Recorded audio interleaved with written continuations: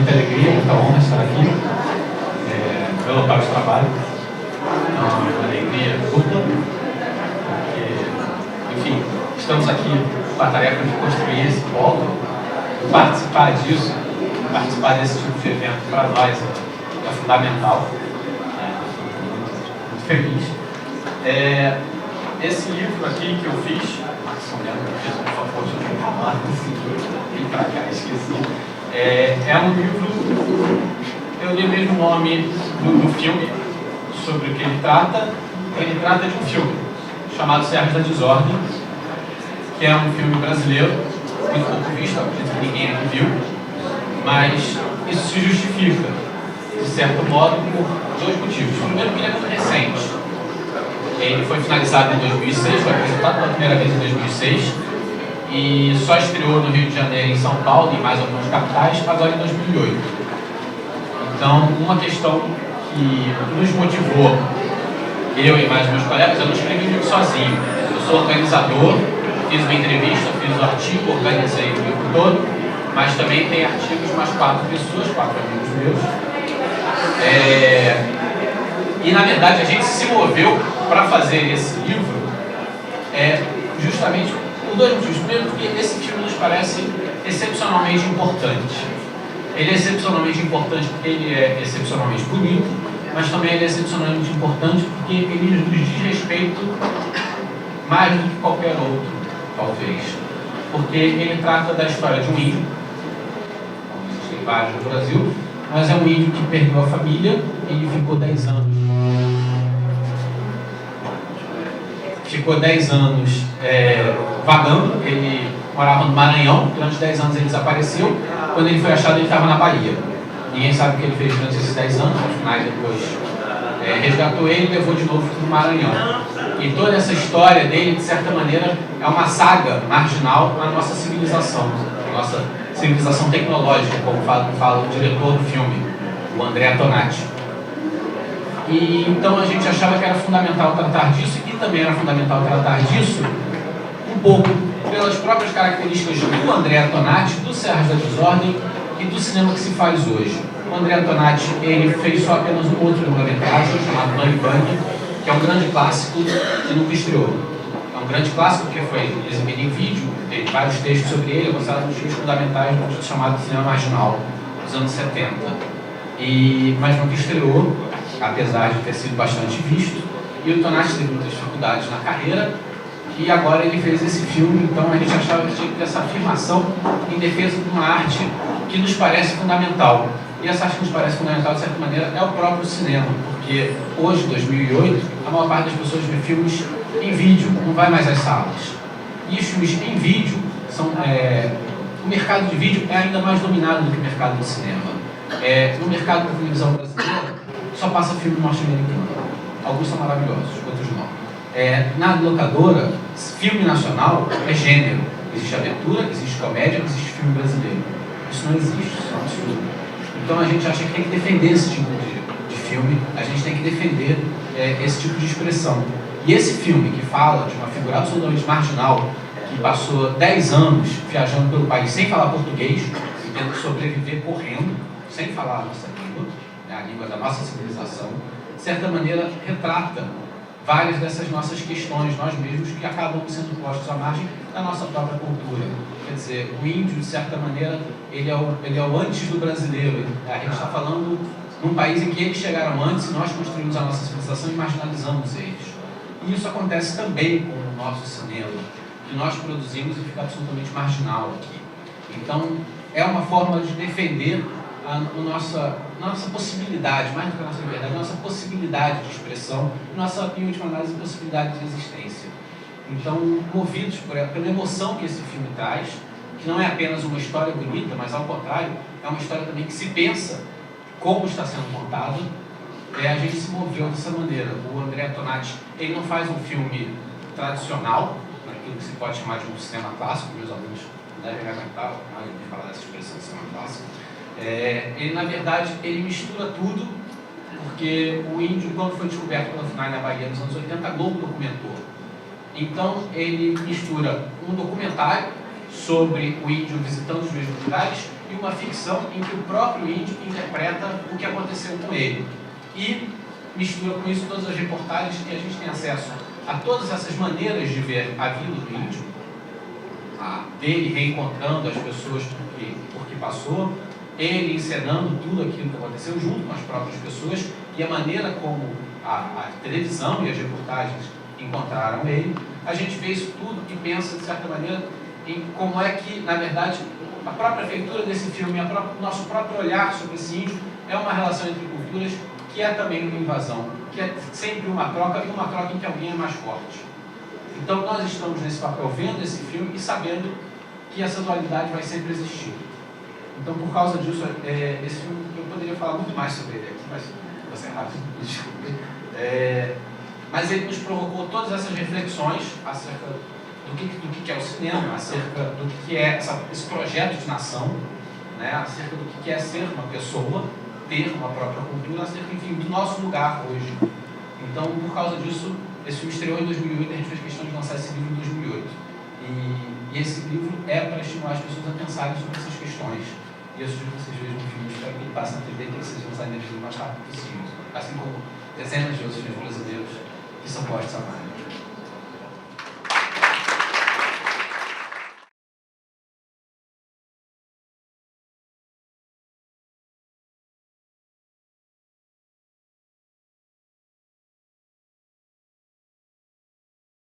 Boa noite, eu sou Maximiliano Lopes e eu gostaria de apresentar esse livro que se chama Acontecimento e Experiência no Trabalho Filosófico com Crianças.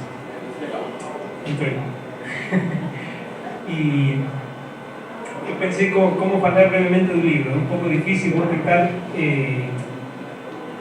dizer algumas coisas que eu acho que se encontram talvez com algumas das inquietações, das perguntas que no pouco tempo que tenho aqui em Rio das Ostras e tenho podido conversar com diferentes pessoas.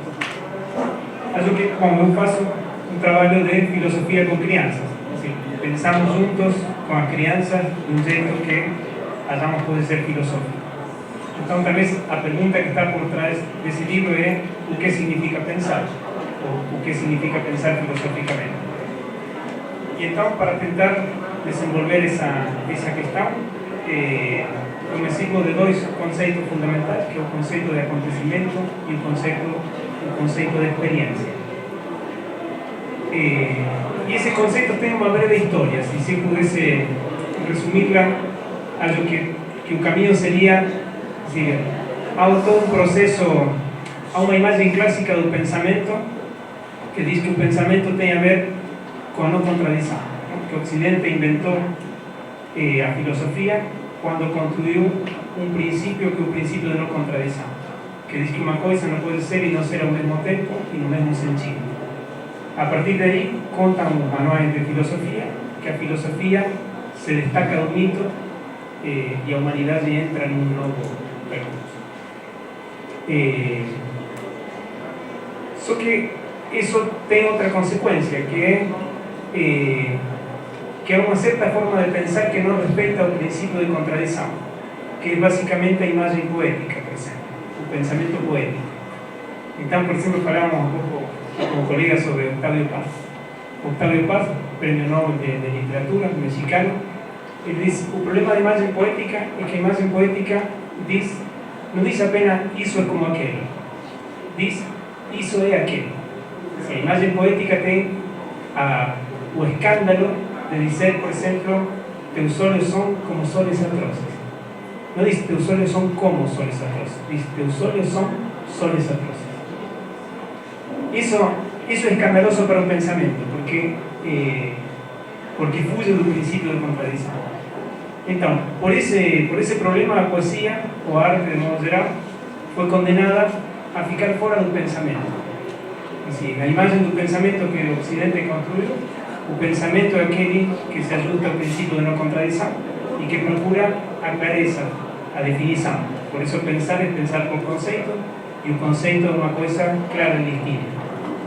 Enquanto a poesia ficou condenada a falar de alguma coisa que é o possível. Os impossíveis verossímeis, dizia Aristóteles. Então, quando o pensamento fala, ou a filosofia fala do ser, a poesía fala do que poderia ser. E, portanto, ficou num lugar inofensivo. Mas aparece todo um núcleo de problematizações, especialmente com o romanticismo alemão dentro da tradição ocidental, que começa novamente a misturar.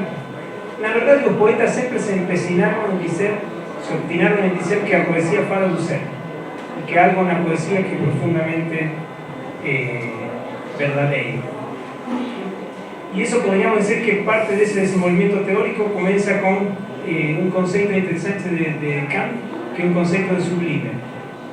Kant distingue a beleza, o sentimento do bem, do sentimento do sublime.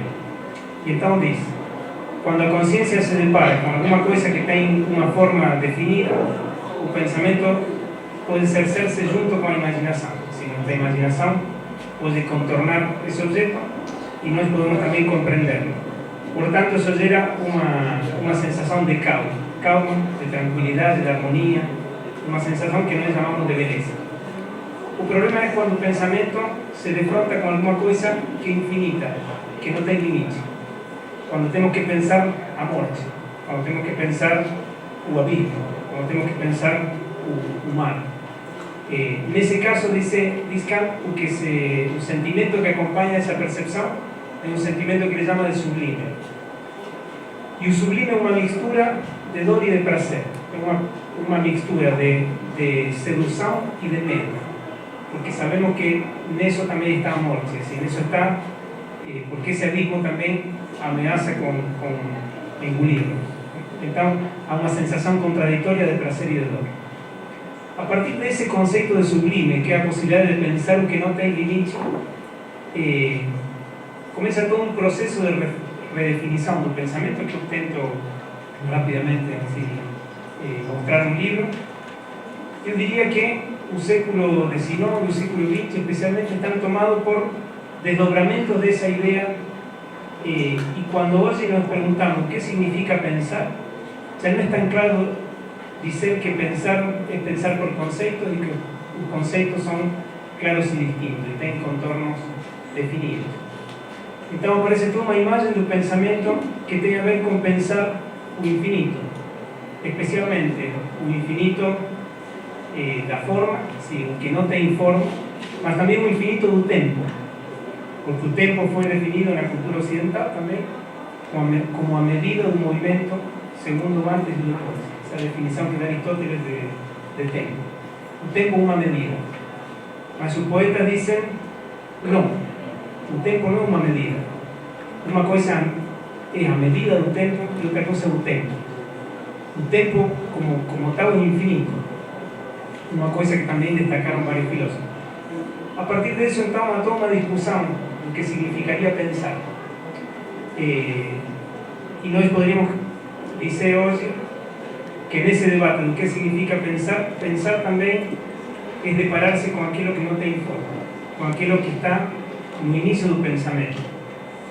Foucault vai dizer com a raiz calcinada do sentido, com aquilo que está antes de toda forma, antes de todo sistema e antes de toda conceptualização. É uma experiência do abismo, uma experiência do indefinido. Por isso essa categoria de experiência vai ser importante e permitirá atualmente dizer que pensar é uma experiência. E a experiência é um deixar de ser o que se é, uma forma de abismar-se ou de jogar-se no infinito. Assim, pensamos só no limite do que podemos pensar. Pensamos não entre conceitos, sino entre o infinito e o conceito. Nessa diferenciação primeira do mundo. E também pensamos uma coisa que o Ocidente não tem podido pensar muito bem, é o tempo, o devir. Por isso o segundo conceito, o conceito do acontecimento, também fará referência a essa possibilidade de pensar o que não se ajusta à medida do tempo. E há uma série de teorizações contemporâneas em relação ao tempo. Então, diríamos, o livro faz esse percurso, tenta mostrar esse limite entre a arte e o pensamento conceitual, racional. Tenta mostrar como esses dois conceitos, que eu pego a partir de dois autores franceses, que são Deleuze e Foucault, mas que poderiam também ser assim, pesquisado en otros autores, mas como esos dos conceptos, o que intenta es mostrar que ainda no sabemos o que significa pensar, y que probablemente es un pensamiento que ainda estamos a inventar una forma de pensamiento. Y entonces un pensamiento es no que ya está definido, no que ya fue pensado, sino a raíz del pensamiento. Y es una cosa curiosa, porque a palabra pensamiento viene un verbo latino que es un verbo pendere, que tiene que ser traducido como peso. Entonces, si este pensar es pesar, así la su raíz, pensar es pesar, es determinar o que una cosa pesa o que una cosa vale. Por tanto, se puede pesar, se puede sopesar, se puede comparar, se puede escolher, y ese sería un rumbo clásico del pensamiento. Mas el verbo pendere también da origen a suspensão, porque también pensar es estar suspenso, es estar atento, es estar en la indefinición, en la experiencia de lo ilimitado. ¿No? También podríamos pensar esa otra relación a través del pensamiento. Y las crianzas, o mejor, a infancia no es otra cosa que una indefinición. Así, a infancia no es otra cosa que aunque ainda no pensamos y aunque no podemos pensar.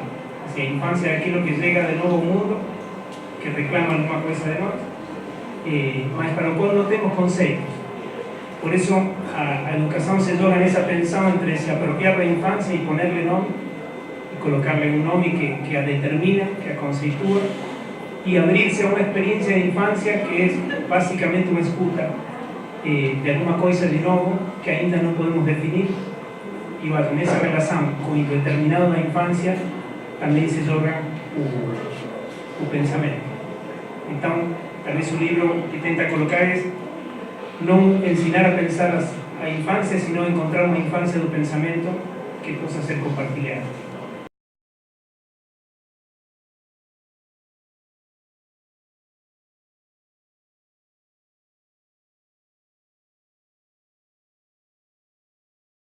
Antes de mais nada, eu queria agradecer o convite de estar aqui e de poder compartilhar esse momento com você, Dante, né? Na qualidade de alguém que esteve nesse lugar em Santo Antônio de Pádua, reunindo o Norte e o Noroeste. E, então, muito obrigada e é um prazer ver a festa bonita que vocês estão organizando aqui. O meu livro está na estrada, por isso eu não vou poder fazer assim e mostrar para vocês. Está muito forte. Tá. É melhor que baixe ali, por favor. Fala mais forte. Mais longe é suficiente. Aqui está legal? Ótimo. Bom, a tarefa que eu vou trazer para mim apresentando o livro é um pouco contar duas histórias. Eu acho que, primeiro, esse livro é um livro organizado, então ele é um livro que me cabe pensar a estrutura do livro, e no qual eu tenho um artigo onde compartilho com outros a tarefa de pensar, de refletir sobre esse tema que para nós tem sido fundamental, tem sido central no nosso trabalho, que é a questão da infância e a questão da cultura, e as dimensões em que essas se afetam mutuamente e em que se relacionam esse campo que vem se estruturando como o de pesquisa das culturas infantis e que tem sua origem na sociologia da infância e da cultura do mundo adulto como uma forma geral. E para contar isso eu vou pedir a vocês licença para contar o projeto de onde esse livro sai, que talvez seja mais interessante, e depois falar um pouco sobre o meu artigo em particular. Esse projeto Infância e Cultura, Diálogo com Gestores, é um projeto desenvolvido em Santo Antônio de Pádua, que é um município do Noroeste Fluminense. O Noroeste Fluminense se constitui dentro do nosso estado da região de menor IDHM, com pequenas prefeituras, com pequenos municípios de 40 mil habitantes, 30 mil habitantes, enfim, pequenos municípios e com uma educação infantil ainda bastante incipiente. Nós entendemos que a universidade no interior, ela tem um compromisso não apenas com a produção do ensino de qualidade no interior, mas também com a pesquisa e a extensão, e nesse sentido, com uma produção de conhecimento que se faz não apenas sobre o interior, mas com o interior e no interior. Então, esse livro, embora, além da sua temática, ele tem uma afirmação muito grande acerca do que nós entendemos que seja o papel social da universidade no interior. Esse projeto trouxe a si 15 prefeituras do norte e noroeste fluminense, todas de localidades muito pequenas, como Natividade, Porciúncula, Varriçai, né? Lugares onde a vida acadêmica, muitas das vezes, não chega a não ser na função de pesquisa, né? A não ser na coleta de dados. Trouxe a si o compromisso de produzir um trabalho ao longo de 2 anos com aqueles que nesses lugares são gestores da educação infantil. Então, aqueles que nas secretarias municipais respondem pelo trabalho produzido no campo da educação infantil. E, para tanto, a gente fez uma relação, a tentativa era colocar em diálogo estes profissionais com a pesquisa de ponta que se produz hoje no Sudeste sobre infância e criança. Esse diálogo foi possível porque nós conseguimos reunir diferentes grupos de pesquisa sobre infância e criança. Alguns da casa, como por exemplo o Núcleo de Estudos, Núcleo de Pesquisa, Extensão, Núcleo Multidisciplinar de Pesquisa, Extensão e Estudo da Criança de 0 a 6 anos, que é o núcleo que deu origem à creche UF. Como também o grupo de pesquisa de Geografia da Infância, que está ligado à Faculdade de Educação e é coordenado pelo professor Javier Jane, e que tenta fazer uma leitura da infância pelo viés do espaço, pelas categorias de espaço, lugar e território, e também pelo NEF, que é o Núcleo de Estudos Filosóficos da Infância, que é coordenado pelo professor Walter Cohen, na UERJ, e pelo Núcleo de Estudos de Infância e Cultura, que é o núcleo de pesquisa que acabamos por configurar em Santo Antônio de Pádua ao longo desse trabalho, e que cabe coordenar. A reunião desses núcleos de pesquisa e outros trabalhos associados da UFJF, da UCP, enfim, nos tornou possível a possibilidade de reunir esses grupos sempre com uma discussão com um pesquisador de campo que trazia seus dados e seu olhar sobre a infância e criança para discutir com esses gestores. Isso aconteceu ao longo de 2007, vinha acontecendo ao longo de 2008, todos os meses, num encontro que se reveza entre os municípios de Pádua e de Itaperuna, para que se torne possível o deslocamento das pessoas que se deslocam cerca de 2 horas, 2 horas e meia, muitas vezes, para poderem estar juntas nesses processos de trabalho. Esse trabalho de extensão gerou, antes de mais nada, um livro que reuniu 9 artigos de pesquisadores que estiveram com esses grupos. 9 artigos que foram originalmente palestras desses pesquisadores. Isso é bom, isso nos alegra, mas isso poderíamos fazer com ou sem projeto de extensão. Isso poderíamos, enquanto pesquisadores do campo de infância e criança, termos produzido em qualquer outra circunstância. Há um produto, né, que também nos orgulha mais, que é o fato de, ao longo de 2008, além de estar nesse trabalho, discutindo estas ideias, nós começamos a produzir grupos de trabalho em que estes gestores podiam discutir as suas práticas e repensar as suas práticas à luz das discussões que estavam fazendo na interação com a produção da academia. Então, esse diálogo entre o que eu chamo de chão da escola, né, e o pensamento que vem se produzindo sobre infância e criança na academia, gerou a possibilidade de um grupo de trabalho do qual saiu um documento propositivo chamado Educação Infantil no Norte e Noroeste Fluminense, Tecendo Caminhos, que é assinado pelas pessoas que participam do projeto e que voltou às secretarias municipais como a possibilidade de um norteador para as políticas públicas que estão sendo afirmadas nessas secretarias. Isso realmente não poderíamos ter feito sem projeto, né? E isso, sem dúvida, é mais fecundo porque cria condições de repensar a infância e repensar as práticas que estão acontecendo dentro da educação infantil da região a partir de uma contribuição efetiva da universidade. Bom, isso em linhas gerais é o que temos como raiz desse trabalho. O trabalho reúne diferentes artigos, um deles do professor Maximiliano, que está aqui, que discute o tema infância e colonialidade.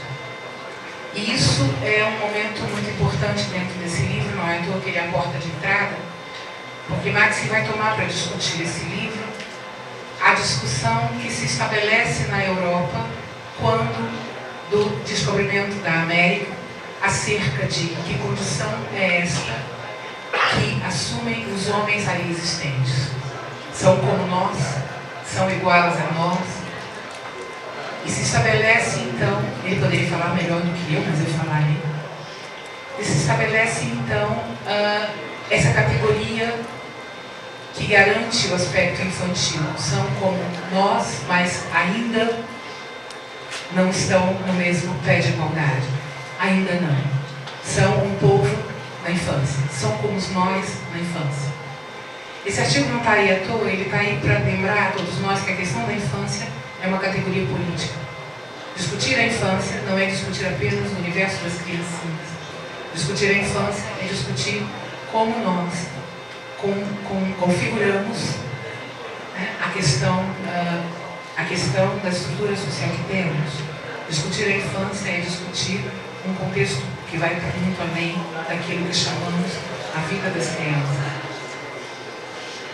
E assim, temos também a contribuição do Cassiano, que vai discutir a relação entre currículo e o território, o quanto afirmamos uma educação, né, deixando de lado as categorias que dão lugar aos conceitos construídos no território e afirmamos um currículo asséptico, de uma forma geral, que parece caber em qualquer um, como se fosse um vestuário de tamanho único, que todos nós sabemos, né? Aquilo que cabe em todos não cabe para ninguém, não serve para ninguém, você servirá para alguns. O professor Jadejane tem um outro artigo que trata sobre as contribuições da geografia da infância, e ele pensa as práticas que são próprias de cada lugar, de como cada lugar configura esse feixe do que vai chamar de infância, e como isso, definido numa relação entre a cultura dos adultos e as culturas infantis, vai determinar uma forma de produção de infância que é única, que é própria de cada lugar.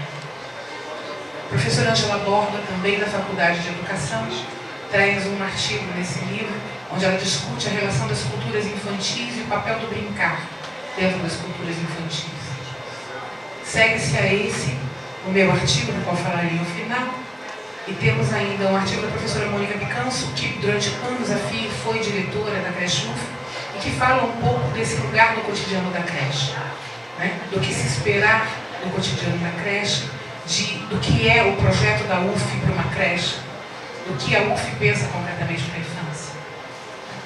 Trazemos ainda um texto da Lígia Aquino, que hoje dirige o GT7, que é o GT da Amped, que discute infância de 0 a 6 anos, a educação da criança de 0 a 6 anos, onde ela problematiza as políticas públicas que estão colocadas para a infância. Temos um texto belíssimo da Marcela Lade e da Ana Lopes, que vai discutir educação inclusiva. O que a gente está entendendo por diversidade, como a escola, e particularmente a escola da infância, se relaciona com a diversidade. E a Adriana Fresquet, que esteve em Santo Antônio de Pádua nessa quinta-feira, trabalhando com esse grupo, nos premiou com um texto belíssimo, que chama-se Crianças e Arte, um encontro impostergável, onde discute qual a função da arte e dentro do contexto da educação da criança pequena. E, enfim, com diferentes pesquisas, diferentes olhares se entrecruzando, a gente clama uma atenção a essa questão da infância. No meu artigo, eu eu começo uma discussão pensando a infância a partir de 3 categorias: a questão do tempo, a questão do brincar e a questão da aprendizagem. Eu tomo as reflexões que Walter Cohen faz sobre o tempo, resgatando filósofos da antiguidade, onde ele discute os termos Cronos, Kairos e Aion como formas diferentes de identificar a sensação de tempo. Um tempo cronológico com início, meio e fim, ontem, hoje, amanhã. Um tempo Kairos, que seria uma temporada, um recorte no tempo. E um tempo aiônico, que seria um tempo vivido com uma intensidade. Esse tempo vivido com intensidade, que poderíamos traduzir por eternidade, pelo tempo infinito dos deuses. Esse tempo que Heráclito associou à infância. E o que decorre disso é que comumente assumimos uma tradição de que a infância é um tempo do começo da vida, começo das coisas. E esse lugar do começo, na tradição ocidental, ganha o valor daquilo que ainda está por vir, daquilo que tem um valor menor do que virá, daquilo que vai pelo que será e não pelo que é naquele momento. Uma infância afirmada como desenvolvimento, uma infância de tempo cronológico, uma infância de hoje, ontem e amanhã. Mas se for possível pensar a infância descolada de uma cronologia, descolada de um tempo que é medida, podemos pensar uma afirmação de uma infância que não está somente nesta criança, que não está como uma etapa da vida, mas que pode ser afirmada como condição humana. Uma infância que nos habita, uma infância que é parte de nós, uma infância que afirmamos na medida em que nos reinventamos, que explodimos em coisa nova, que podemos explodir o contínuo do tempo, como diz Walter Benjamin, né? E inundar um tempo de agora. E pensando essa possibilidade, eu penso a questão da brincadeira. Eu vou ser muito breve, porque a música é belíssima e vamos retornar a ela. Eu penso a possibilidade do brincar como uma possibilidade intensiva. A brincadeira como uma característica da infância, como vem sendo afirmada pela sociologia da infância, particularmente por Corsaro e por Schroeder nesses últimos anos, mas que eu afirmo não apenas como uma categoria de infância. Brincamos não porque somos crianças, brincamos porque somos humanos, porque a brincadeira está dentro daquelas atividades humanas que mais nos humaniza, que mais nos aproxima da possibilidade de reinvenção do mundo. Da mesma forma, eu penso com Vygotsky a questão do aprender. E Vygotsky é um autor que, infelizmente, temos visto muito banalizado, apropriado a partir de uma lógica muito distante daquilo que ele mesmo entendeu por atividade. Hoje fala-se de Vygotsky, na maior parte dos escritos, como se simplesmente pôr em atividade as crianças, né, num grupo em relação, isso seria suficiente, seria isso que Vygotsky se referiu. E, em verdade, Vygotsky estava pensando a atividade como atividade revolucionária. Não uma atividade que reproduz pelo uso da ferramenta, mas aquela atividade que gera os ferramenteiros, que produzem ferramenta e objeto, que produzem ferramenta e objeto simultaneamente. Então, a atividade não que produz, não que afirma o que está, mas a atividade que reinventa o homem, que reinventa o mundo, que reinventa a ferramenta e o objeto. E tomando essas categorias, eu penso uma relação, meu corpo de pensar então, essa relação entre infância e narrativa. E faço isso acompanhada por Benjamin. Benjamin vai falar um pouco do protótipo do narrador como sendo esse sujeito que ou é um viajante, um marinheiro que atravessou muitos lugares, e por isso tem muitas histórias para contar, ou um sujeito que esteve por muito tempo no mesmo lugar e viu o tempo passar, e por isso tem muitas histórias para contar, ou ainda um sujeito que, sendo marinheiro, foi a outros lugares aprender com seu mestre para voltar a esta vida de artesão, estar num só lugar e ver o tempo passar. Me apraz pensar com Benjamin que este é um único sujeito, que esse é um sujeito que entra na fresta do tempo e encontra a si mesmo jovem e entrega a sua experiência, a vida vivida a si mesmo, como uma dádiva a este jovem, ele mesmo, num corte do tempo. Eu vejo nessa imagem a figura do professor, me interessa problematizar e vem interessando cada vez mais, mesmo depois do artigo que está nesse livro, tematizar isso que a gente chama de relação educativa. E penso que a relação educativa é alguma coisa que se dá, já vou terminar, é alguma coisa que se dá no encontro entre a experiência e a barbárie, entre a narrativa deste velho, sábio narrador e a barbárie desta infância, a infância bárbara, o jovem bárbaro infantil, que eu associo também com Benjamin a questão da pobreza, né? A pobreza infantil, pobreza no sentido não do desprovimento, mas no sentido do livrar-se de todas as mochilas e poder reinventar, né? Pobreza de quem cria a partir do que não existe. E eu penso um pouco o lugar do educador a partir desse jogo de imagens, dessa brincadeira entre as minhas imagens e as imagens de Benjamin, como uma possibilidade de repensar a relação educativa a partir dessa relação entre, em última análise, a relação entre a infância e o patrimônio mediado pela narrativa, né? Nesse sentido, toda a educação é uma educação patrimonial, na medida em que articula os discursos dos mortos que elegemos para não morrer e daqueles a quem entregamos a vida, uma vez que Benjamin diz que toda narrativa é a narrativa plena que se faz no leito de morte, aquela em que se doa a vida. Então é o momento em que se elege aquilo que deve permanecer.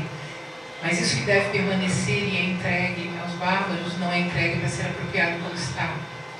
É entregue incondicionalmente para que seja devorado, transformado, modificado, para que possa, como condição da permanência, receber a dádiva da invenção.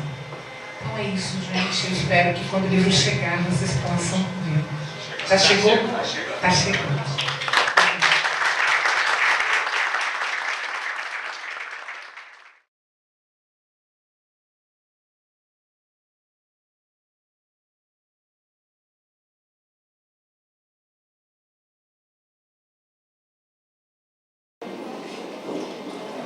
Bom, boa noite a todos e todas. Primeiramente, eu gostaria de agradecer o convite, né, feito pela coordenação do evento, né. Parabenizo o evento por essa ideia, que eu achei bastante interessante, né, chamar os autores, né, os professores que estão lançando o livro. Eu acabei de lançar meu livro lá na Escola de Serviços Sociais essa semana, né, dia 9.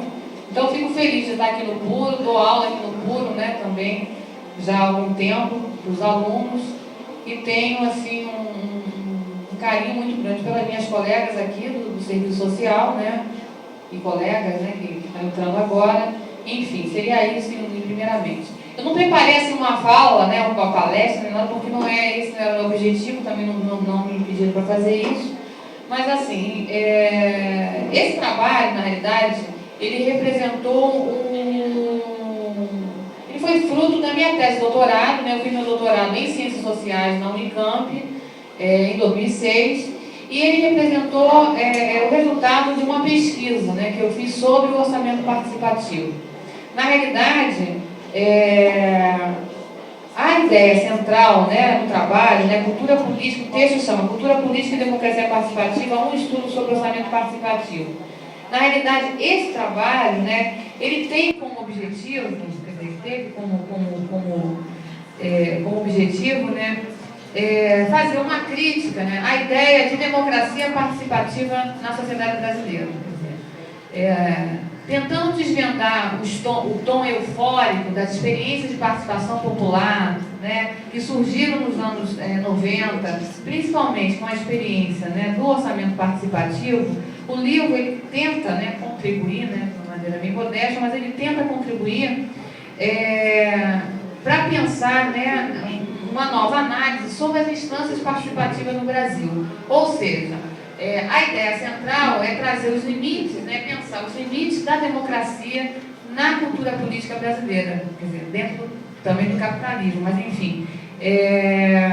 A ideia central que eu trato é mostrar quais são os efeitos, né, na política a partir de uma experiência de participação popular. Por quê? Porque eu tenho como hipótese, e eu continuo, né, fazendo um trabalho nessa área. Eu não trouxe aqui, mas eu tenho um grupo de pesquisa, né, um grupo de pesquisa do CNPq, que eu tenho envolvido vários alunos da graduação lá em Niterói. Eu tenho alunos aqui também do PUC que são bolsistas. Eu tenho uma bolsista minha ali, a Tereza, né, que muito contribui para o trabalho, a Natália e outros. Quer dizer, eu tenho esse grupo que continua dando andamento a essas experiências, ou seja, o grupo de pesquisa se chama Espaços Públicos, Construção da Democracia, né, e Cidadania. Então, a análise central desse trabalho, né, foi tentar desvendar o impacto dessas experiências de participação popular frente à cultura política brasileira, né? Porque eu tenho uma hipótese, a hipótese continua presente nas experiências que eu estou analisando agora. Eu tenho uma hipótese que as práticas políticas no Brasil, né, as práticas políticas antidemocráticas, elas obstaculizam a ideia de democracia na sociedade brasileira, né? Lógico que essa democracia que a gente vive, nos marcos do capitalismo, não é a democracia radical, né, a democracia liberal. Então eu tento trazer, quer dizer, desvendar a partir dessas experiências quais são esses efeitos na cultura política brasileira. E aí eu mostro, quer dizer, esses efeitos a partir de alguns traços que estão enraizados na cultura política brasileira. Particularmente eu analiso aqui a questão do clientelismo, né? Até que ponto o clientelismo, enquanto um elemento presente na política, ele obstaculiza as experiências de participação popular, né? Ele obstaculiza as experiências de democracia no Brasil, né? Dessas experiências que apareceram nos marcos dos anos 90. Então essa seria assim a questão central, né, do livro, né, trazer os efeitos dessa contaminação do clientelismo, né? Porque na literatura houve uma certa, não só que eu chamei de euforia democrática em torno da ideia, né, de participação da sociedade civil, mas principalmente com a ideia do clientelismo, de que o clientelismo, com a redemocratização do Estado, né, depois da Constituição Federal de 88, a partir da década de 80, o clientelismo ele tinha se extinguido, né? Existe toda uma literatura que mostra isso e, na realidade, ele não se extingue, né? O que acontece é uma renovação, uma reatualização do clientelismo sob novas bases. Então, essa eu acho que é uma questão central que eu continuo investigando e que o texto, né, e o livro, ele traz. Eu vou fazer essa indagação a partir de quê? A partir de uma análise empírica sobre o orçamento participativo de Barra Mansa, né? Eu vou em Barra Mansa fazer essa pesquisa. E para finalizar, porque eu não vou ficar falando aqui muito, mas assim, eu gostaria só de apresentar alguns efeitos, né, que essa experiência ela trouxe, né? Ela trouxe alguns embates, principalmente eu mostro a relação de tensão, quer dizer, a ideia de tensão na minha cara, a ideia de tensão na política, ela é importante, quer dizer, a tensão que essas experiências elas provocam, principalmente no legislativo. Então, há uma resistência muito grande do legislativo, da Câmara de Vereadores, ao implementar essas experiências tidas, né, como participativas. Por que há essa resistência? Porque essas experiências tensionam o exercício da política conservadora exercido pelos vereadores, né, pelo legislativo, há anos na sociedade brasileira. Porque eles perdem poder, perdem prestígio e principalmente, né, porque na intermediação de interesse entre Estado e sociedade civil, eles trabalham na lógica do clientelismo e do favor, e essas experiências, elas tendem, né, é uma tendência a romper com essa forma de organização da política, né? Só que o texto mostra de forma crítica que não é um único experimento que vai construir uma nova cultura política a partir do momento que nós estamos numa sociedade enraizada, com mitos que estão enraizados, né, que a própria Marlene Schaub coloca, mitos enraizados. na cultura política brasileira que reforçam o conservadorismo, né? E principalmente reforçam a ideia de uma democracia que não é a democracia radical, né? Então, eu acho que o livro ele mostra esses efeitos, quer dizer, 3 efeitos eles aparecem, né? O primeiro efeito foi esse, da relação com a Câmara de Vereadores, quer dizer, há uma resistência dos vereadores. O outro efeito, que eu acho que é interessante, que ele provoca uma tensão na política mesmo, né? No exercício da política. E o terceiro efeito é que essas experiências elas provocam o aparecimento de novas lideranças. Então, isso eu acho que é interessante na construção da democracia, né? Eu acho que construir a democracia é realmente, ela é construída a partir dessa realidade, a partir desses sujeitos que estão participando. Trabalho com a ideia também que existe uma disputa entre projetos políticos, ou seja, que há, né, toda uma voga do projeto democrático popular, enfim, que foi uma proposta nos anos 80, mas com a hegemonia neoliberal, esses espaços eles são despolitizados, né? Esses espaços eles são instrumentalizados por essa lógica neoliberal. Eu acho que seria isso, gente, tá? Qualquer coisa vocês me perguntam.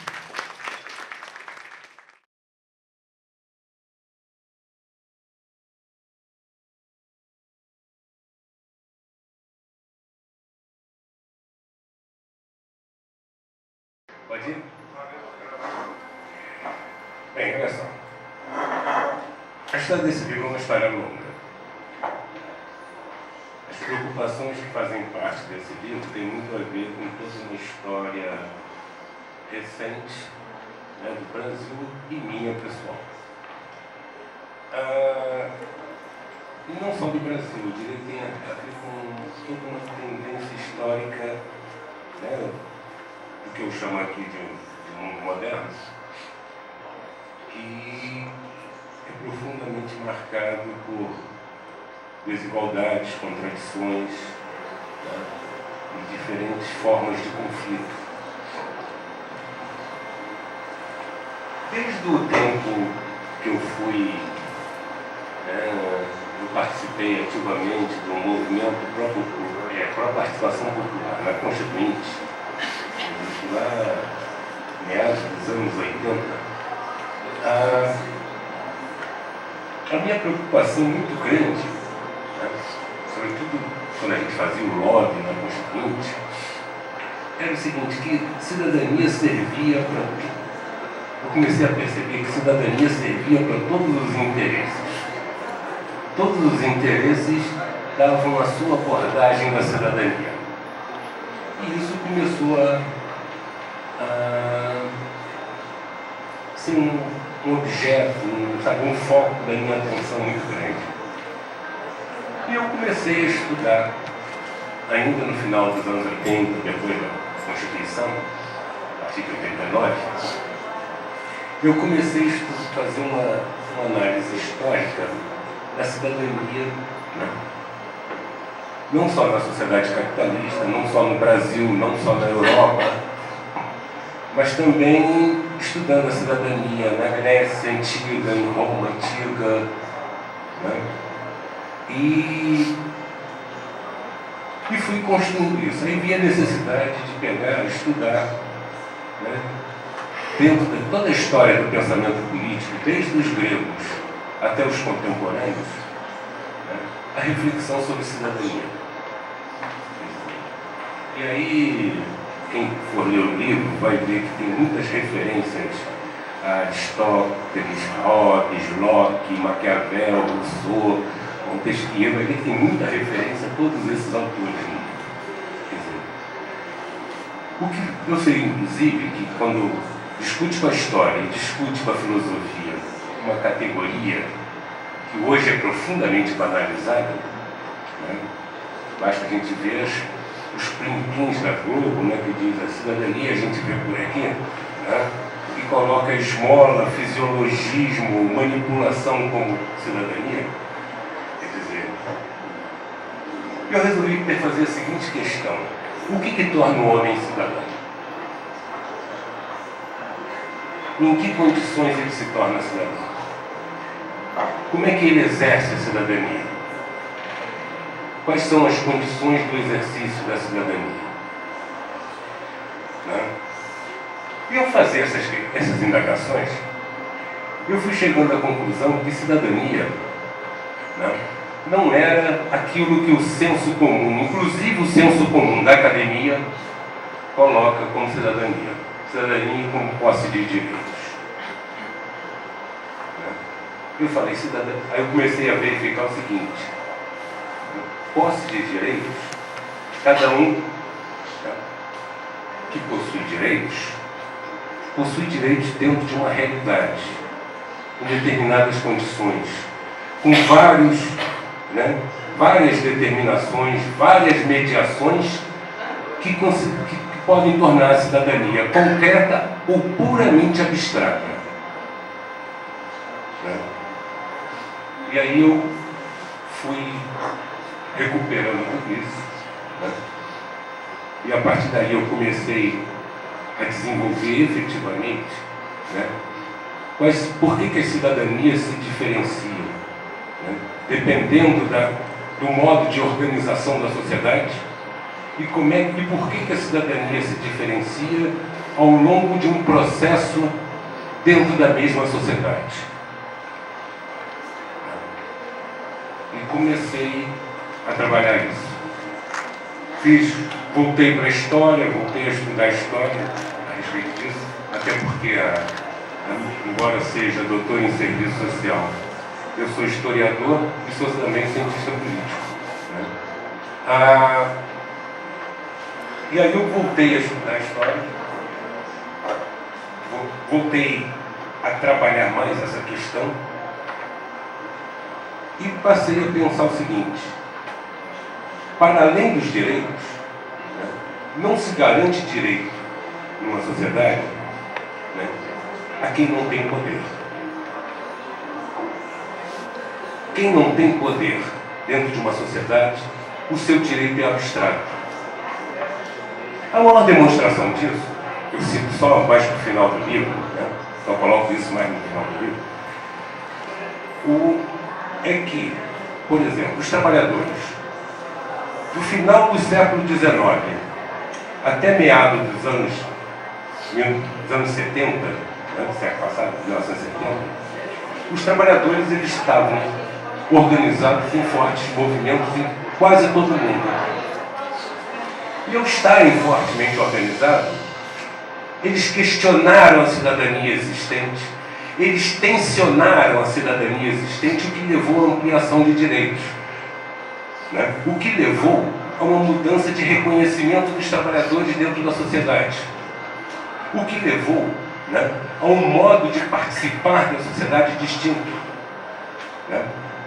Veja, diante disso, né, a primeira condição logo é a seguinte: é impossível pensar a cidadania como direitos, né, se não se tem poder.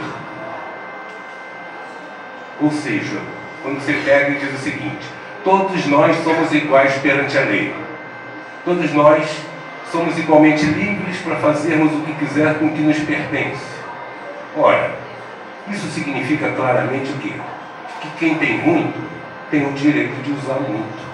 Quem tem pouco tem o direito de usar pouco. Quem tem nada tem o direito de se fartar com nada. Veja, isso para mim ficou uma coisa muito forte. E aí eu passei a fazer todo um trabalho de desconstituir a cidadania, chegar aos seus elementos mais simples. E aí eu cheguei até a divisão do trabalho na sociedade, as formas de propriedade da sociedade, né? As formas como os indivíduos se organizam dentro da sociedade, né?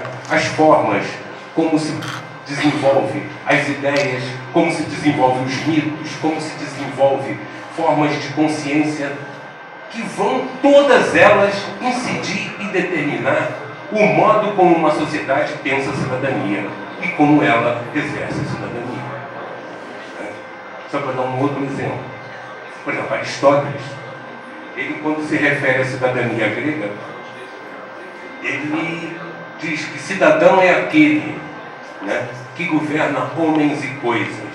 e é governado pelos iguais. Quando você pega o Platão fala algo parecido, né? Mas ele não pensa a cidadania, né, de governo de homens e coisas.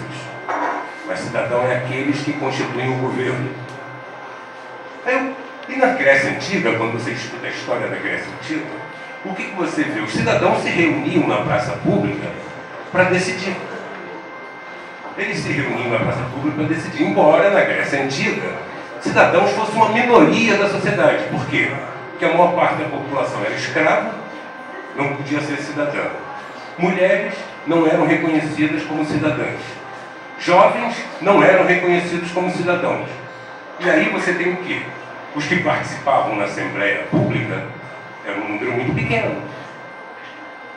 Mas eles, ao participarem da Assembleia Pública, que eles chamavam de eclésia, né, eles estavam constituindo o Estado. Tanto isso é verdade que até a terminologia grega para isso, né, politeia significa ao mesmo tempo Estado e significa ao mesmo tempo cidadania. Por quê? Porque o Estado só existia quando a cidadania estava reunida. Aí a gente começa a pensar o seguinte: então por que no mundo moderno, na sociedade capitalista, se privilegiou o direito? Né? Se privilegiou o direito exatamente porque o direito supõe poder e supõe meios de exercê-lo. Quem não tem poder e não tem meios de exercê-lo, exerce uma cidadania abstrata. Exerce uma cidadania inteiramente abstrata. E foi isso que eu procurei demonstrar ao longo do meu livro. Que a cidadania que tanto se fala, tanto se difunde, para a grande maioria da população, não passa de uma abstração. Porque são direitos que quem não tem meios, e não tem meios materiais, e não tem meios de exercício do poder, não tem formas de exercer o poder, ela se torna abstrata. E aí você passa a dizer o seguinte, né? Todos são iguais perante a lei.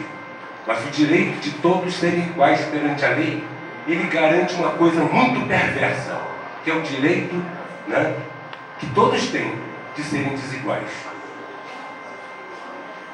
É o direito que todos têm, né, de acumularem riqueza, mas quem não tem riqueza não acumula riqueza. Quem não tem poder não acumula poder. Quem não tem cultura, quem não tem, né, não acumula cultura. E isso é visto como direito igual. Então, na realidade, né, o livro, ele entra, inclusive, em todos os processos políticos do século XX, como isso se constituiu, né, e aí são muitos processos que não dá para descrever aqui, mas que procura resgatar exatamente como se criou essa imagem da cidadania numa sociedade onde as relações sociais entre os homens passa a ser coisificada, né? E a própria cidadania torna-se coisa. Uma coisa que define o homem, uma coisa que define o indivíduo, e não o indivíduo que domina a coisa, e não o homem que domina o processo. Então, ela trabalha exatamente mostrando que esta cidadania que nós enfrentamos hoje é uma cidadania abstrata, é uma cidadania coisificada e profundamente mistificada. E essa mistificação certamente interessa a quem se beneficia dessa sociedade, né? E não interessa nem um pouco, né, a quem não se beneficia dela. É isso que trata o livro.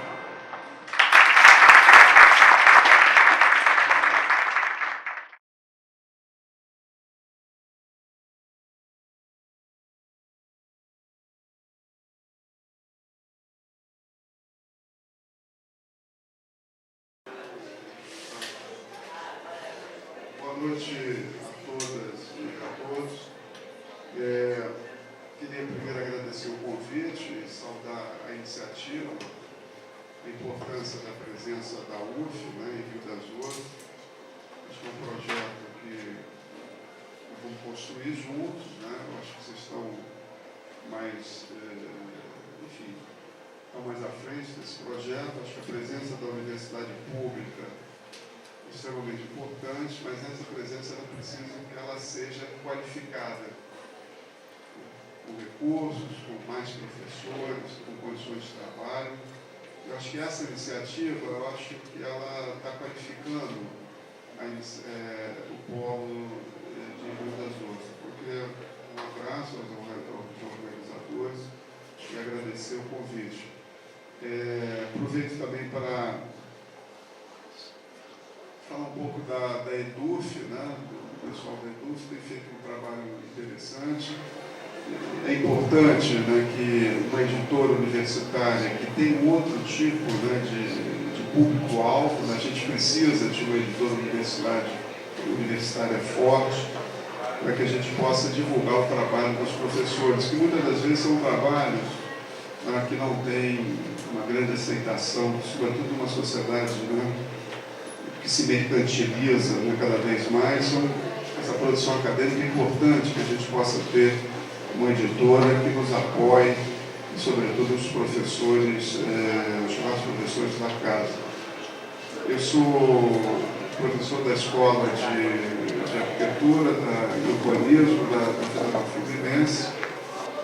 Esse livro é um pouco da minha tese de doutorado na Unicamp, e eu trato de um autor, um filósofo marxista, húngaro, que viveu na segunda metade do século XIX, teve uma vida longa e muito produtiva, morreu em 71, e ele tem duas obras que são fundamentais. Primeiro, a importância dele no campo, né, toda uma trajetória de vida, uma vida, sobretudo, dedicada à recuperação e à renovação do pensamento de Marx. Ele tem uma importância fundamental, né, no campo de todos aqueles autores que trabalham, sobretudo, no resgate de um filósofo importante, não era economista, o Marx, e o Lukács constrói, né, toda uma trajetória a partir dos estudos, né, da obra do Marx. E a importância dele é fundamental porque ele é extremamente crítico, né, sobretudo a certos discursos que se fazem em nome do Marx. Né, um crítico acérrimo, sobretudo do stalinismo, né, ele foi perseguido na União Soviética, né, teve uma vida difícil, teve um filho, né, que sumiu, né, o filho da companheira dele no período do stalinismo. E ele tem duas obras que são fundamentais, né? Essa obra sobre a qual eu trabalhei é uma estética monumental, são 4 volumes, são quase 4.000 páginas. A primeira parte ele não conseguiu terminar, está vivendo aí um filósofo, exemplo, né? Participou de círculos intelectuais, né, onde ele conviveu com Weber, né, entre outros autores importantes, com Bloch, né, ele tem uma polêmica importante também com Ernst Bloch. A Boitempo está recém-publicando a obra do Bloch entre nós, mas o Lukács tem, sobretudo, duas obras importantes. A Estética, que ele está terminando nos anos 50, que é o resultado de uma trajetória de escritos estéticos dele desde os anos, desde a estética de Heidelberg, que é uma estética em torno de 30 anos, a trajetória dele depois de aproximação com o marxismo, né, sobretudo a partir de 17, e ele escreve essa estética, e no último capítulo, né, uma obra inacabada, que ele para de escrever porque ele está preocupado com uma ética marxista, e vai escrever a segunda grande obra dele, inacabada, infelizmente, que chama-se Para uma Ontologia do Ser Social, dentro, evidentemente, do quadro, né, de um combate, de uma luta política, ideológica fundamental contra o que estava acontecendo na então União Soviética sob Stalin. Mas na estética, ele vai, no último capítulo, a preocupação dele é determinar a peculiaridade do reflexo estético, né, da realidade, há uma discussão importante em relação à diferença entre o reflexo científico e o reflexo estético. Evidentemente, a arte para o Lukács, ela tem uma dimensão emancipatória, né, do gênero humano, isso é uma coisa muito forte nele. Não é qualquer arte, né, ele faz uma descrição, né, dessa leitura, trabalha na perspectiva de uma arte verdadeira, que seria uma arte capaz de resgatar, né, o gênero humano na sua possibilidade de emancipação humana, evidentemente, para além da sociabilidade do capital e da sociedade burguesa. Enfim, no último capítulo, lá no final, ele tem um capítulo, no último volume dessa primeira parte da estética de um projeto que comporia 3 páginas, ele tem um capítulo dedicado à arquitetura. Então, esse aqui é o meu livro. Eu pego o último capítulo e eu estou trabalhando um pouco as coisas, a visão que ele tem da arquitetura. E tem aqui na epígrafe, né, do livro, eu tenho fiz uma homenagem ao Niemeyer, que completou agora 100 anos, e o Niemeyer tem uma frase que eu acho muito interessante, uma bela frase. O Niemeyer diz o seguinte: o dia em que a vida for mais humana, mais solidária, aí sim os prédios vão ter um feitio diferente, né? Acho que um pouco dessa frase é um pouco a síntese, né, da perspectiva que o Lukács está trabalhando. A arquitetura enquanto possibilidade de espaços capazes de intensificar as vivências humanas, evidentemente, não tem nada a ver, né, com a arquitetura contemporânea. Uma crítica muito forte à arquitetura moderna, e eu acho que é um trabalho, quer dizer, que eu gosto muito, né, do autor, acho que está um trabalho bastante razoável. Eu tenho um convite aí para aqueles que quiserem. Não é só um livro sobre arquitetura, tá? Vocês vão, através do meu livro, conhecer um pouco do Lukács, o autor, como todos os marxistas, né, malditos, né? Marx está considerado morto, né, enterrado. E eu acho que, contemporaneamente, eu acho que as coisas não são exatamente dessa maneira. E eu acho que é uma oportunidade da gente conhecer um pouco do Lukács. Ficou meio esquecido, foi um dos poucos intelectuais que não saíram, né, da Europa durante a guerra. Ele ficou lá na União Soviética, né, com uma situação muito difícil, com risco de vida, inclusive, mas ele aguentou firme lá e eu acho que tem um problema. Isso acaba dificultando um pouco a própria recepção da obra, né? Eu acho que o que a gente tem hoje do Lukács no Brasil é muito pouco, né? A Teoria do Romance, que é uma obra seminal dele, há pouco tempo só saiu, né, publicada entre nós. E a gente tem também, queria fazer também uma homenagem ao Leandro Conde, né, o próprio Carlos Coutinho, que são autores, né, responsáveis, né, pela recepção do Lukács no Brasil. Um abraço aí para vocês, boa noite.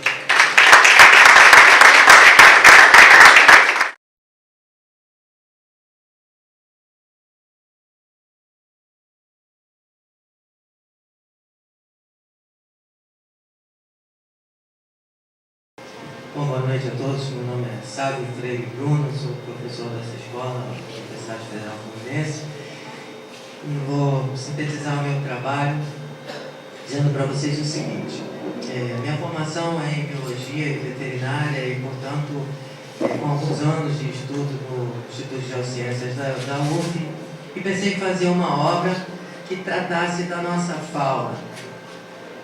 Bom, tratar da fauna nacional como uma alternativa a tudo que nós temos no mercado.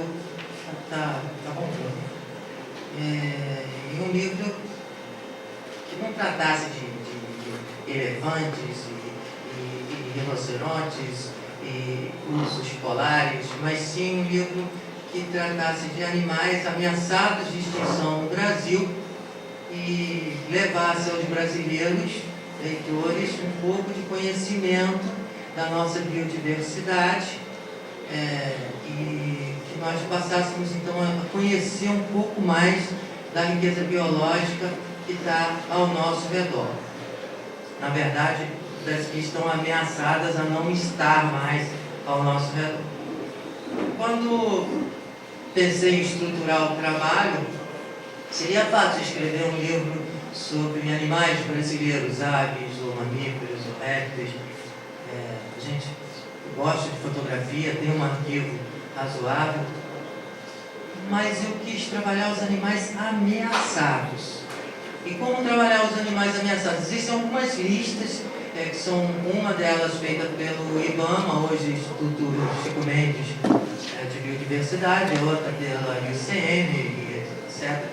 E eu imaginei, não, vou usar a lista nacional, uma lista que o órgão público federal, o Ministério do Meio Ambiente, tem a obrigação de publicar a cada 5 anos. E a última lista foi publicada em 2003, ela constava com 395 espécies ameaçadas de extinção e que se somaram a elas algumas espécies, os invertebrados aquáticos, os peixes, e em 2004 essa lista chegou a mais de 600 espécies, 627 espécies. A minha admiração se deu que quando eu comecei a tratar desses animais, na verdade a gente não está tratando único exclusivamente animal. O animal, na verdade, é um elo dentro de todo um ecossistema em que sociedade e natureza interagem. Me dei conta que, assim, muito pouco se conhecia, mas absurdamente não havia sequer disponibilidade de imagem desses animais que estão prestes a desaparecer. Então, o livro fala em ameaçados de extinção. Às vezes, a própria palavra extinção, o que significa isso de fato? Né? O que significa estar ameaçado de extinção? Para nós, a extinção, claro, extinção é o desaparecimento do planeta, do universo, aquela expressão de vida que deixa de existir num contexto. Mas assim, a extinção, de uma maneira geral, é um processo natural. Os dinossauros vieram e se foram. Existem biólogos que acreditam que tentam quantificar a existência de uma espécie e chegam a falar em 10 bilhões de anos para que ela surja e desapareça. Na verdade, esses animais estão ameaçados de extinção exatamente pelo processo de desenvolvimento adotado na nossa sociedade. Então, não deixa de ter um viés político, um viés de cidadania, um viés de reflexão para mudança de comportamento na nossa sociedade. Então, quando se fala em, na verdade, o título do livro, 100 animais ameaçados de extinção no Brasil, mas ainda tem pequenininho, e o que você pode fazer para evitar. O que você pode fazer para evitar é que foi ainda o mais difícil, porque quando a gente pensa em ações práticas, como, olha, o lagarto da areia, ele vive aqui nessa região de Maçambaba, é um animal que está criticamente ameaçado de extinção. Isso significa que, se nada for feito, esse padrão, essa categoria, ele desaparece entre 10 a 20 anos do planeta. Então, assim, bom, quais são as ações que podem ser feitas? Individuais. Mas o processo de ocupação que existe, a especulação imobiliária nessa região que avança a cada dia, onde está, de fato, um planejamento para o crescimento dessas cidades que, ao fundo, acabam, por fim, tendendo a se fundir, né? É uma questão muito complicada, mas eu posso dizer para vocês que o livro tem um viés artístico, por se tratar de algumas fotografias, não só minhas, mas de diversos autores, fotógrafos que foram peneirados para que se alcançasse essas 100 espécies. O que eu posso dizer? Quando eu cheguei a 80, 90 espécies, eu percebi que não existia no mundo, temos jornalistas trabalhando junto comigo, etc., peneirando dentro e fora do Brasil, não existiam 100 espécies ameaçadas de extinção no Brasil que tivesse registro fotográfico. Dentro dessa lista de 395 que pulou para 600 e tanto, quer dizer, os animais estão desaparecendo, a gente não tem nem registro fotográfico dos animais. Então, talvez uma das marcas que o livro traz é reunir numa só edição o maior número de espécies ameaçadas já contempladas em uma obra. Isso é fato, pelo menos com o registro fotográfico. Eu trabalhei com a editora de forma que eu enviava as imagens e dizia, olha, se tiver algum fotógrafo dentro e fora do Brasil com uma imagem melhor do que a que nós estamos fazendo, e a imagem estiver disponível, troca, usa sempre o padrão da melhor imagem, não do sábio fotógrafo. Então tiveram várias participações de muitos fotógrafos, muitos pesquisadores. Então, assim, tem esse viés artístico, tem o viés da fotografia como arte, tem o viés científico, que é um livro que tem uma vasta revisão de literatura, assim, tive realmente esse cuidado para estudar, inclusive, a colaboração de vários pesquisadores, hipoteticamente. A pessoa trabalha com tucutuco no Rio Grande do Sul. Quem já ouviu falar no tucutuco? Só quem andou naquelas dunas lá do extremo sul Então, assim, quem sou eu para falar do tucutuco? Porque eu nunca trabalhei com tucutuco. Trabalho com espécies ameaçadas há muitos anos. Então, nesse caso, a gente faz uma revisão de literatura vasta, mas procura os pesquisadores que estão trabalhando diariamente com essa espécie para que eles colaborem com a experiência dele. E foi assim que o livro foi sendo construído. Muito bem. O livro também tem um linguajar que procura atingir as diversas classes estudantis. Eu não escrevi o livro para um diretor de museu. Ele vai aprender também, mas ele foi escrito para que estudantes de primeiro, segundo grau, terceiro grau, de toda e qualquer área, tivesse essa informação. Muitas vezes a gente fica com pudor. Não, eu só posso escrever se for numa linguagem extremamente científica, porque eu tenho um nome a zelar. Tenho um nome a zelar e tenho um trabalho como educador de exercer uma educação ambiental para todos. Não só para crianças, falando de educação ambiental para crianças, vamos falar de educação ambiental para o cidadão comum. Né? Educação ambiental para o cidadão de 30 anos, 40 anos, é um pouco mais difícil de se promulgar ou se promover na sociedade. Muito bem. Então, eu quero dizer para vocês assim, que ele segue um padrão. No início a gente fala dos diversos biomas que existem no Brasil, o porquê esses biomas vêm sendo, na verdade, impactados. É sabido por todos nós que nós vivemos uma crise ambiental que se instalou, e se pensar que o caos ainda pode vir a se instalar, o caos já está instalado, né? Nós, no conforto das nossas casas, talvez com a água ainda relativamente potável chegando nas nossas casas, a gente, talvez, no Brasil de dimensões continentais, não vejamos isso de forma tão abrupta. Mas se pensarmos no mundo de forma globalizada, quantos povos hoje já sentem a falta d'água, já sentem tantas misérias provenientes exatamente de uma crise socioambiental que se aprofunda. Eu vou terminar minha fala, porque eu acho que a gente também vai ter a oportunidade de, na mesa, poder ainda trocar algumas informações e também não ser tão egocêntrico.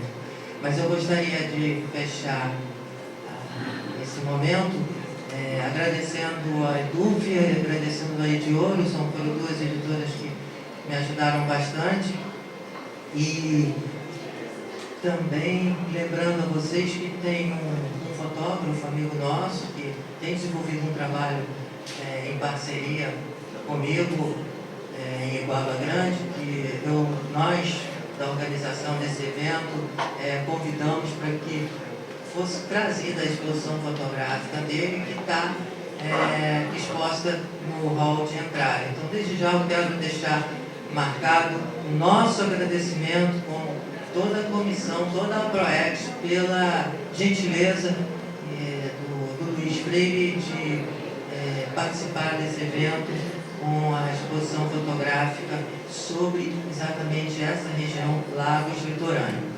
Finalizando, esse fotógrafo comigo, a gente, na região de Iguaba, até o ano passado existiam 80 e poucas espécies de aves registradas fotograficamente. Nós estamos trabalhando junto, de agosto do ano passado para cá, nós já conseguimos identificar e registrar fotograficamente 140 espécies. Então, na verdade, esses registros talvez contribuam para a melhor compreensão da região Lagos Litorânea da biodiversidade e o quanto nós precisamos atentar para preservar o nosso meio. Muito obrigado.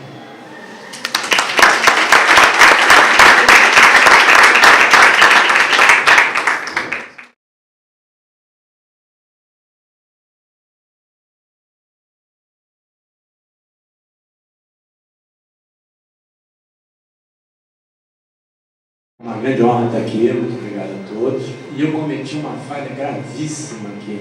Eu perguntei quanto tempo eu tinha para apresentar. Me disseram que eu tinha 5 minutos.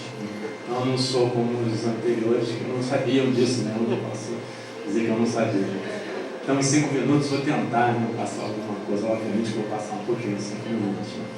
Mas acho que até pelo depoimento de todos aqui, né? Eu costumo dizer, perguntar às pessoas se nós estamos indo para um bom caminho. Se o caminho que a gente está seguindo é esse mesmo, se é o melhor. Se nós já estamos, eu não estou preocupado com as próximas gerações, não, né? Até o Sábio falou aqui, uma conversa que a gente teve no ônibus. Eu não estou muito preocupado com as próximas gerações, não, estou preocupado agora, aqui e agora. Acho que nós estamos vivendo numa situação muito pior do que poderíamos viver. O nível de tecnologia, né, de informação que nós temos hoje, acho que nós estamos assim, perdendo uma oportunidade muito grande, já pode melhorar aqui e agora. Né? Mas para a gente saber, né, como mudar de rumo, se a gente não está indo para um bom rumo, a gente deve mudar. Então, o que a gente deve mudar para mudar o rumo? O que está causando esse problema, né, no rumo que a gente está tomando? E eu fiz uma pergunta aos meus alunos lá da UF de Niterói, quanto tempo acordado que eles têm eles dedicam a questões ligadas à economia, obter recursos e aplicar esses recursos. E a percentual média foi em torno de 92%. Ou seja, 92% da vida acordada de uma pessoa, de um conjunto de pessoas, está ligado à economia. Né? E depositam a culpa desse trajetória complicada que nós estamos vivendo a várias questões, aos Estados Unidos, aos comunistas, à China, às empresas privadas, depositam a culpa nisso tudo. Mas eu suspeito que o problema mesmo está, sinto muito, nos nossos comportamentos cotidianos. Atitudes que nós tomamos desde a hora de acordar até a hora de dormir. Eu acho que são elas no planeta inteiro que essas atitudes que estão causando os problemas que nós estamos vivendo. Né? E se 92% da nossa vida acordada está ligada à economia, o que provavelmente está causando esse problema de rumo que nós estamos vivendo? A economia. Então, e quando eu falo economia, eu não estou falando de capitalismo, tá, pessoal? Eu acho que o legado de problemas sociais e ambientais deixado pelo bloco socialista não é desprezível, né? Então, eu acho que não é questão de luta entre capitalismo e socialismo. Esse termo charmoso que nós temos hoje, de desenvolvimento sustentável, né? A gente nem assimilou bem esse conceito, já tem gente criticando, né? Eu sou um chato, realmente eu sou um chato. Mas eu acho que tudo isso está pautado num conceito que é muito perverso. Toda essa economia, independente da linha, né? Vocês sabem qual é a base da economia? Escassez. Se a gente quer que a economia cresça, dá para crescer sem base? Não dá. Então, se a gente quer que a economia cresça, insuspeitadamente nós estamos querendo que a escassez cresça. Então, o nosso comportamento diário, muito ligado a essa teoria econômica, que muitos nem têm conhecimento dela, ótimo que não tenha, que destrói mais fácil. Né? Então, eu suspeito, tem uma notícia que não é muito confortável, né? Que são os nossos comportamentos cotidianos.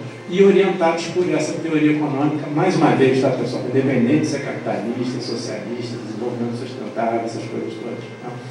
E esse livro que eu publiquei em 2006, ele mostra como que a teoria econômica, independente da linha, nos transforma em agentes destruidores das relações sociais e do meio ambiente. Porque destruir relação social e destruir meio ambiente provoca escassez. Se provoca escassez, aumenta a base da economia. Se aumenta a base da economia, a economia cresce. Se vocês assistirem, não sei se vocês assistiram aquele filme Fahrenheit 11 de setembro, né, ele é didático, como que a guerra ajuda a crescer a economia. Então é isso que o trabalho propõe. Ele tem dois objetivos: mostrar como que essa teoria econômica, mais uma vez repetindo, independente da linha capitalista, socialista, etc., nos transforma em agentes destruidores das relações sociais do meio ambiente, insuspeitadamente, e uma proposta de uma teoria econômica diferente dessa que a gente vive hoje, que não é uma teoria para Estado, não é uma teoria para empresa, é uma teoria para a célula do tecido social, ou seja, cada um de nós. O que nós podemos fazer no nosso dia a dia, mudando a nossa visão de mundo, para deixarmos de ser agentes de destruição da natureza, para tentar reverter esse quadro complicado que a gente está vivendo. Então essa é a proposta do livro: mostrar como que a teoria econômica nos transforma em agentes de destruição e uma proposta para a gente reverter isso. Espero que vocês se interessem, todos que estão preocupados com a questão social e ambiental deveriam dar uma lida nisso, que eu acho que dá argumentos fortes para tentar prosperar esses empreendimentos solidários, cooperativos, né, prevendo um relacionamento social mais agradável, um convívio mais pacífico e uma convivência também mais adequada com a natureza. Né? Então é isso, eu espero que vocês tenham interesse para conhecer. Okay? Estou à disposição para tirar qualquer dúvida. Muito obrigado.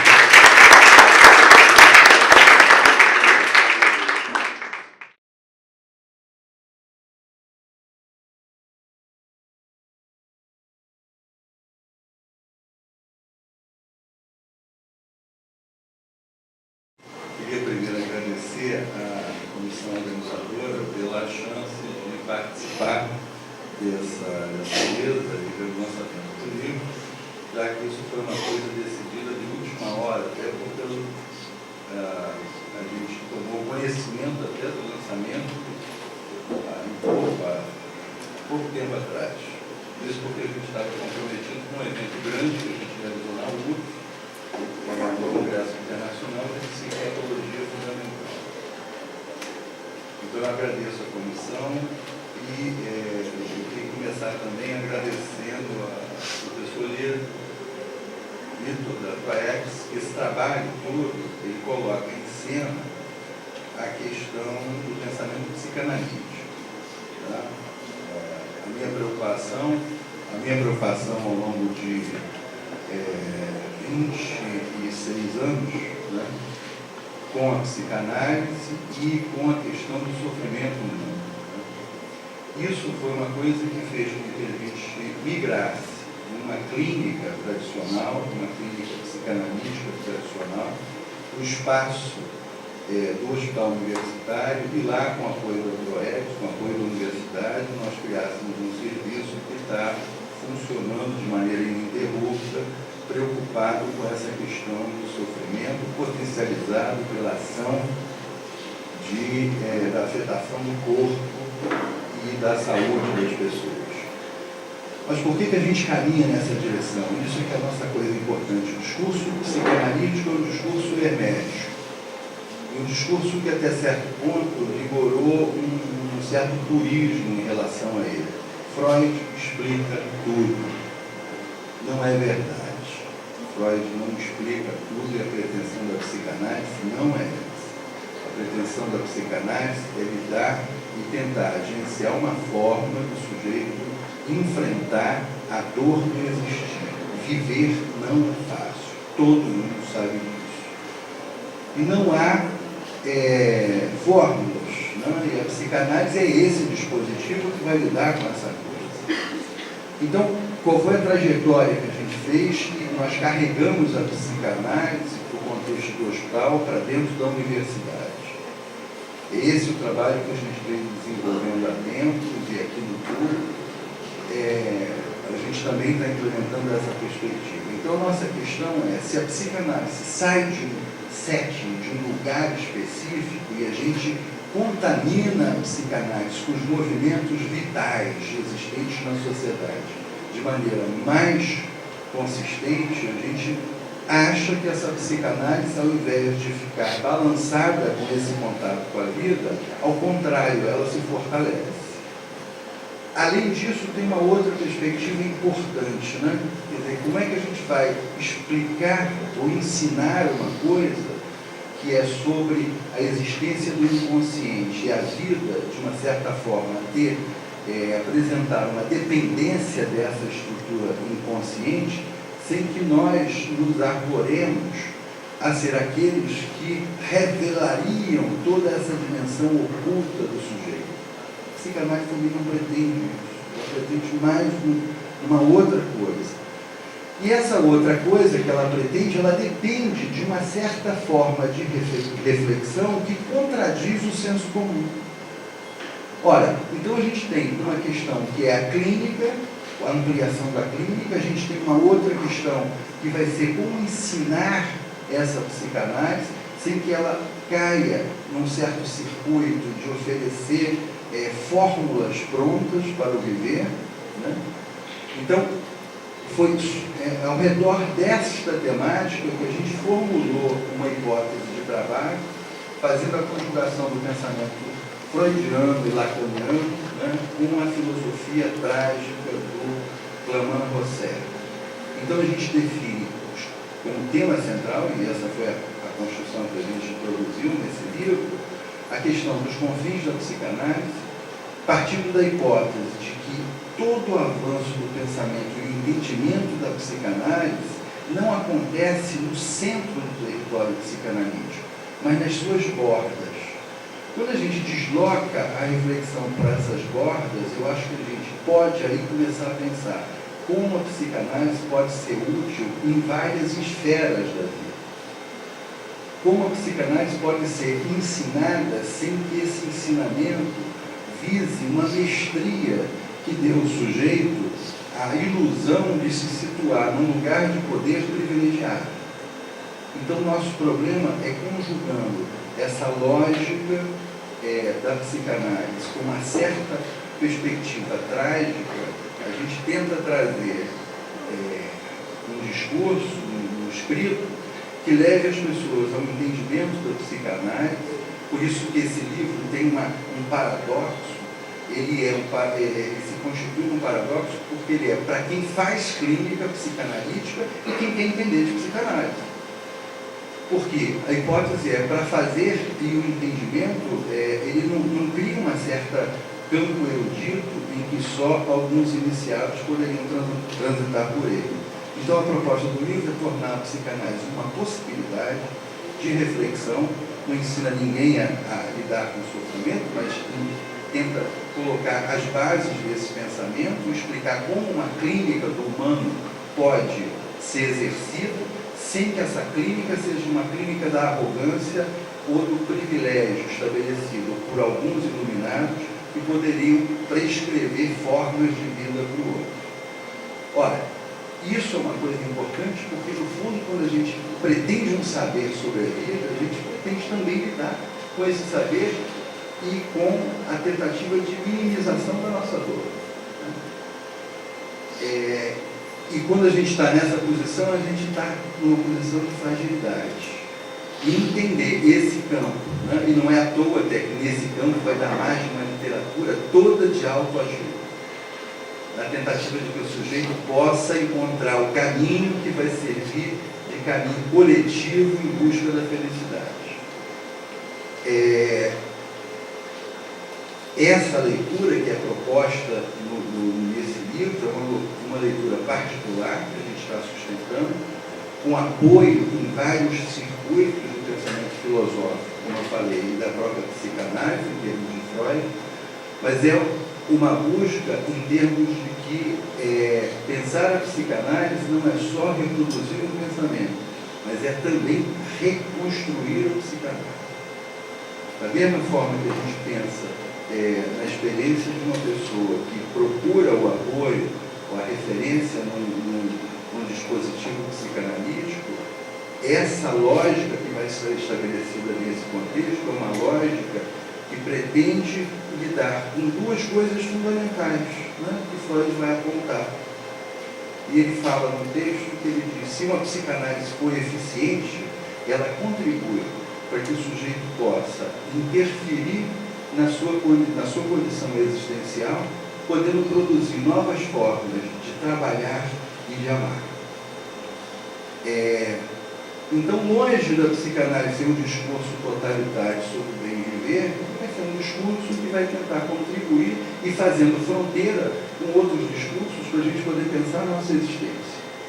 E o paradoxo desse escrito que eu produzi é que ele tanto pode ser acessível, né, a quem está lidando com essa tarefa quase impossível, né, de lidar com o sofrimento do outro, mas ao mesmo tempo ele tenta oferecer um caminho para que a gente possa falar de psicanálise de uma forma que seja ao mesmo tempo consistente e que possa haver um distanciamento de qualquer perspectiva de tomar a psicanálise como mais uma das crenças que vão promover a alienação do ser humano. Eu vou ficar por aqui, eu espero que quem se interesse por essa temática possa navegar por esse livro e encontrar alguma coisa que lá foi buscar. Muito obrigado.